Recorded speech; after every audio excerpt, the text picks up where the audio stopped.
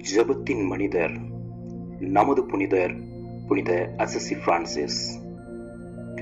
கிறிஸ்துவ வரலாற்றில் பல புனிதர்கள் ஜெபத்தின் ஆழத்தை உணர்ந்து வாழ்ந்தவர்கள்.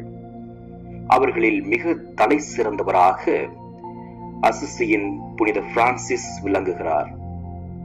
உலகை துறந்து கிறிஸ்துவின் சிம்மாசனத்தை தன் இதயத்தில் வைப்பதற்கான அவரது மாபெரும் உந்துதல் ஜெபத்தில் தொடங்கி ஜெபத்தில் வளர்ந்து ஜெபத்தில் நிறைவு பெற்றது. புனித பிரான்சிஸின் வாழ்க்கையின் மையம் ஜெபம் ஆகும். பிரான்சிஸ் எந்த நிலையிலும் ஜெபத்தை இழக்கவில்லை. உலகின் சுக வாழ்க்கையிலிருந்து கடவுளின் அழைப்பை கேட்டு திரும்பியதுமே அவர் தனிமையில் ஜெபிக்க தொடங்கினார்.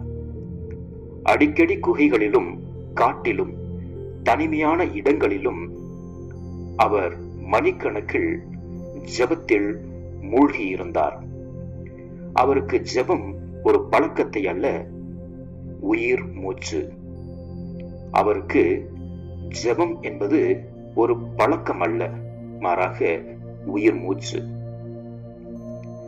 ஜெபத்தின் வடிவங்கள். பிரான்சிஸ் ஜெபத்தை வெறும் வேண்டுதல் அல்லது மந்திரமாக கருதவில்லை.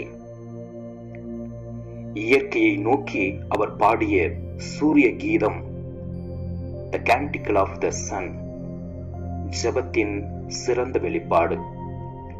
பறவைகளையும் சூரியனையும் நிலவையும் மரங்களையும் பார்த்து அவர், என் அண்ணன் சூரியன், என் சகோதரி நிலா என்று இறைவனை புகழ்ந்தார்.